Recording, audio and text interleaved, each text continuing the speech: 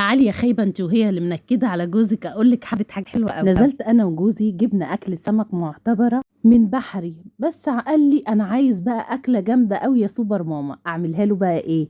مقلية ولا مشوية؟ ولا مقلية ولا مشوية. السمك الصراحة بسم الله ما شاء الله، اللهم صل على النبي، سمك كبير لوز اللوز، يعني شكله اصلا يفتح النفس وهو ني. قلت له لا والله لا اعمل لك اكلة تحلف بيها. حبيب قلبي يا ابو بدر، ايوه طبعا حبيب قلبي، لازم تدلعي جوزك علشان هو كمان يدلعك.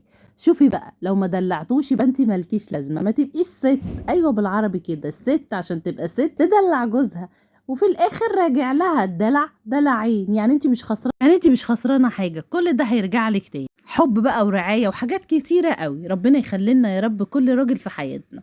حبة سمك بجد بسم الله ما شاء الله. قال لي تسلم ايدك يا سوبر ماما، وكلهم بالهنا والشفا، وكانت اكله جامده قوي.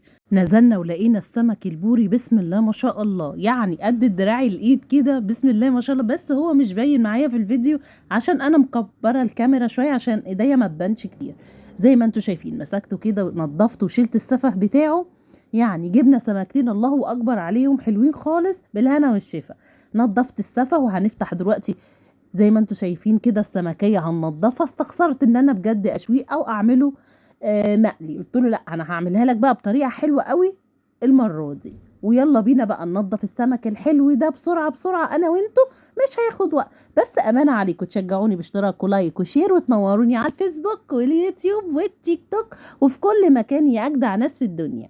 شوفوا بقى يا رب كل اللي هيفرحني بلايك او متابعه او اي حاجه من دول ربنا يسعده ويحقق له كل حاجه حلوه وكل اللي بيتمناه. واهم حاجه لو انتي متجوزه يخلي لك جوزك ويهديه عليكي يا رب، ويجيب لك كل اللي نفسك فيه. لو انت راجل ربنا يا رب يخلي لك مراتك وتدلعك كده، وبلاش الستات النكديه اللي بتنكد على الرجاله كتير. انا عارفه ان الرجاله برضك مش سهلين، بس فرفشي شويه، بلاش النكد عشان النكد ده بيجيب نكد. وانت يا سيدي الكل بلاش النكد ده برضك عشان بيجيب نكد.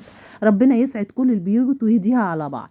بصوا بقى، تدي هتاخد، مش هتدي مش هتاخد. لا طبعا انا بقى بقول لك ادي وادي وادي ومسيرك تاخد. يعني ست او راجل استحملوا بعض شويه وبلاش نكد، بلاش البيوت اللي كلها نكد الايام دي.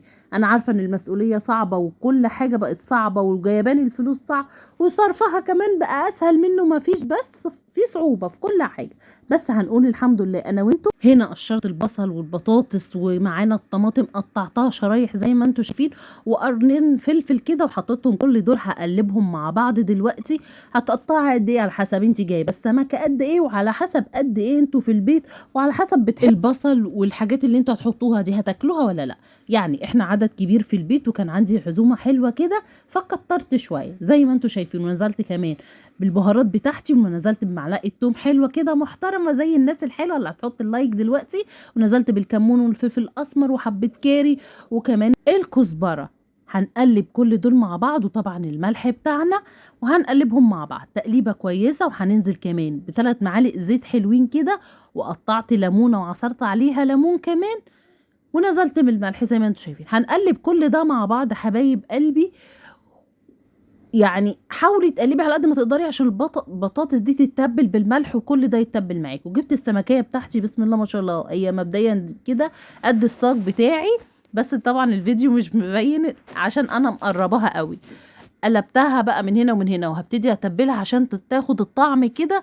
ومش بس كده، انا سبت التتبيله اللي انا عاملاها دي حوالي ربع ساعه مع بعض عشان تنزل ميه، وحطيت بقى الطماطم وكل ده فوق منها علشان تطريها وتديها طعم.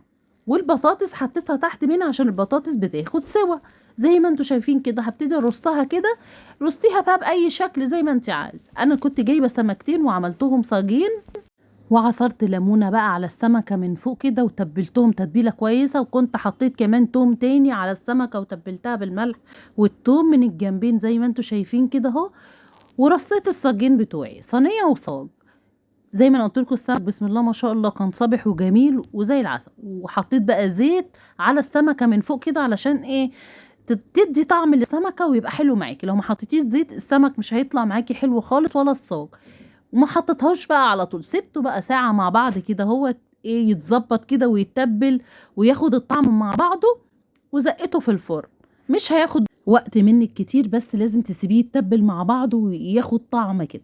هنا بقى انا برضو ظبطت الصينيه التانية، وكنت قطعت السمكه التانية وعملت فيها نفس الخطوات اللي انا عملتها في الصاج.